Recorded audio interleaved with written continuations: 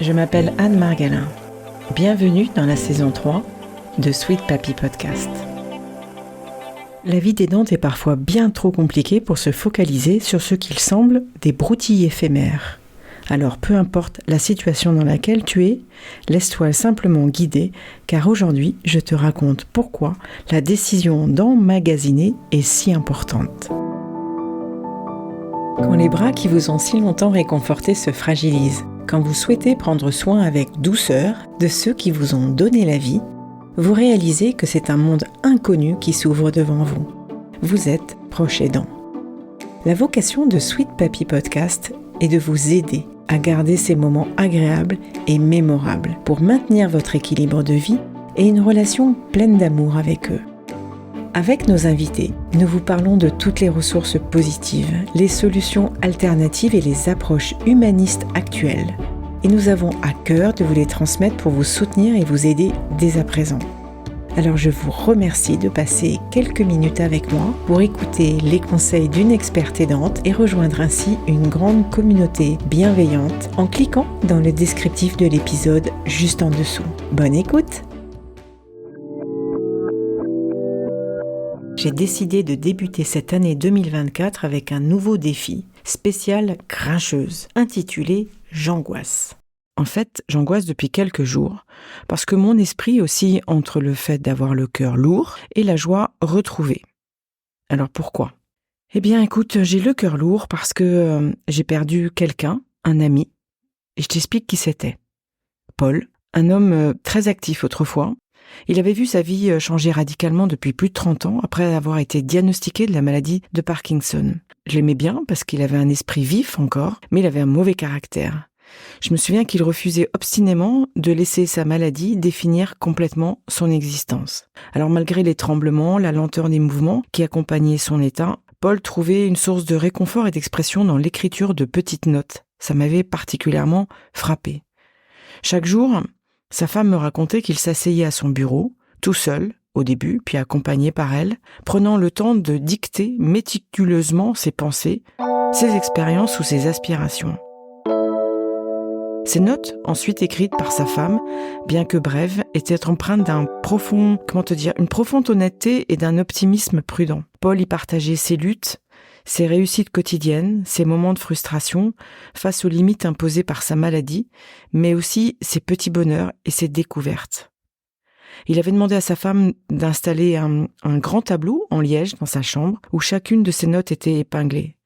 Et quand elle m'a parlé de ça, ça m'a rappelé une sorte de vision board, un collage vibrant sur sa vie avec Parkinson, un mélange de défis, de joie, de moments de doute et de célébration. Alors effectivement, l'idée de constituer un pot à souvenirs, avec les post-it ou des petits mots, m'est venue ce matin-là, où j'avais une grande tristesse en ayant appris son décès. Je l'avais accompagné très brièvement, mais il m'avait particulièrement marqué. Et en fait, je me suis dit qu'on pense toujours que les petites touches de bonheur ne comptent pas au milieu de l'océan de difficultés que l'on doit gérer, aussi bien en tant qu'aidant que malade ou en tant qu'aidé. Alors, j'ai été chercher des petites histoires, des histoires gaies, des moments précieux. J'ai fait comme lui, j'ai écrit des petits mots, et puis j'ai mis ça dans un pot à bons souvenirs. Parce qu'un pot à bons souvenirs, c'est un peu comme avoir un coffre au trésor personnel. Chaque souvenir positif qu'on y dépose est un précieux bijou, une pièce d'or, un trésor unique qu'on peut ressortir. Alors, que diriez-vous d'essayer ? Et là, je dis diriez-vous, parce que je parle à tout le monde. Cette semaine qui va démarrer là, prenez un petit moment pour vous. Savourez une bonne tasse de thé, un bon café, lisez quelques pages de ce livre que vous aimez tant et faites-vous une promenade. Et n'oubliez pas de noter, sur votre téléphone, n'importe où, ces moments pour qu'ils puissent apparaître ensuite dans votre pot à souvenirs.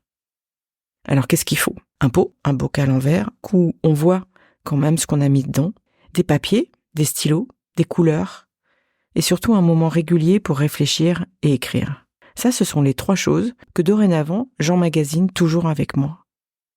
Mais c'est là que la grincheuse réapparaît. Pourquoi s'embêter à collectionner des petits bouts de papier avec des souvenirs joyeux ? Garder un pot de bons souvenirs, franchement, ça ressemble plus à un exercice de déni qu'à une vraie prise en charge de la réalité. La vie n'est pas un conte de fées. Et en plus, se concentrer sur chaque petite joie, c'est ignorer les véritables défis et les dures réalités de la vie, on m'a dit. Bon, on ne fait que se bercer d'illusions en évitant de voir les problèmes en face. Sauf que moi, en fin de compte, j'imagine que l'art de Jean Magazine n'est pas de nier les défis et les réalités parfois dures de la vie, mais c'est de choisir de se reconnaître, de valoriser aussi les petits moments de bonheur. C'est un équilibre délicat, effectivement, entre accepter la complexité de notre existence et nourrir un esprit de gratitude. En cultivant notre jardin de souvenirs joyeux, tout en restant ancrés dans le réel, nous forgeons finalement un chemin vers une vie plus équilibrée et plus sereine. Ma conclusion, elle vise à t'offrir une perspective équilibrée, qui souligne l'importance de la gratitude, de la reconnaissance des petites joies, tout en restant consciente des réalités de la vie. Allez, ça, c'est un débat qu'on va bientôt ouvrir. Une petite réflexion un peu plus profonde sur la façon dont nous choisissons de voir et de vivre notre vie d'aidant. D'ailleurs, je t'invite à me partager tes expériences ou simplement de venir discuter avec moi de ta vie d'aidant ou d'aidé. Je suis là pour toi. Alors prends rendez-vous avec le petit bouton qui est en dessous, un appel découverte, et on se retrouve très bientôt. Et pensez surtout au grand bocal en verre. Belle journée, à bientôt. Et pour profiter de la suite, abonnez-vous. D'ici là, prenez soin de vos proches.